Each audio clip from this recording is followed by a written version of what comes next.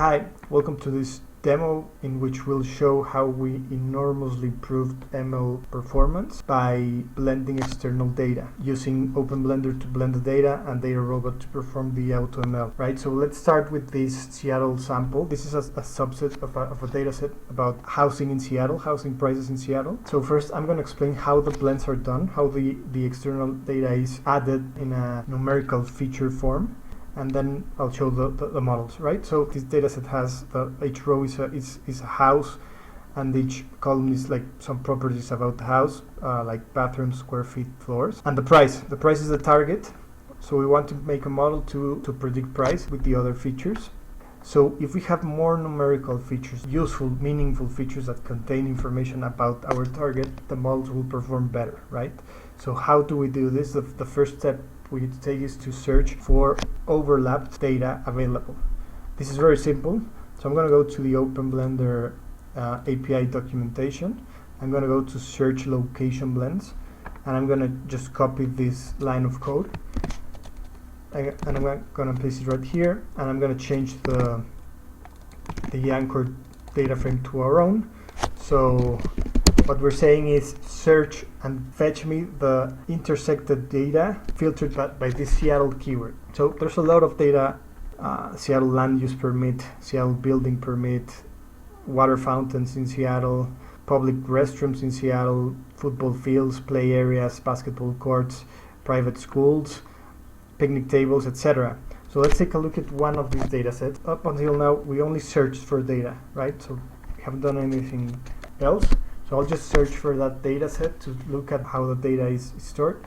So in OpenBlender, all of the data is stored in a tidy format. So all of the rows are observations, in this case picnic tables, and all of the columns are features.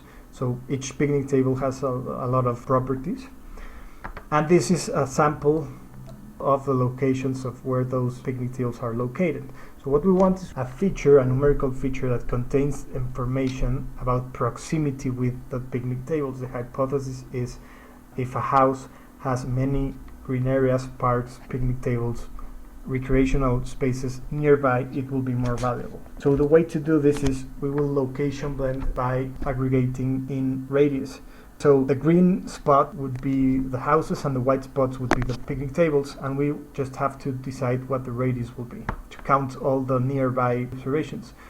So to do this is very simple as well. Let's just go again to the API documentation, to the location blend. So there are a lot of ways to aggregate and to blend by location. So you can do the n closest aggregation, you can do the in radius aggregation, which is what we're going to do. You could do the distance to closest n observation. So I'll just copy this code because we have the in radius aggregation right here, and I'll just paste it down here. So I'll just remove those tabs. So the only thing I need to do is I need to add the blend source. So I'll just add the ID data set from the picnic tables, and I'll just remove a feature when interested in a particular feature, only the locations of the observations.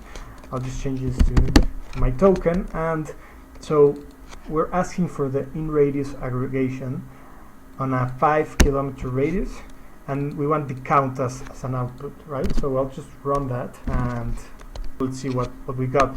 Okay, so we got our exact same data set, but with one additional numerical column about picnic tables count in a 5 kilometer radius. Of course, we could keep on adding features by changing parameters like a 10 kilometer radius and so forth. So the objective of this very atomic sample is to understand how transparent the features that are added actually are. We consider very important for the user to understand exactly where a feature comes from and what it means. But once this is solved, then the important or more interesting part is the iterative nature of the API, because not only can you iterate on a range of radiuses or outputs or blend types, but also in a very vast variety of ready for blending datasets. So this is exactly what we did in this example. We started off with the Seattle dataset, which was 20,000 observations, and it had a lot of features from each house, like grade, view, waterfront, floors, square feet, parking lot, square feet, living, bathrooms, bedrooms, a lot of columns.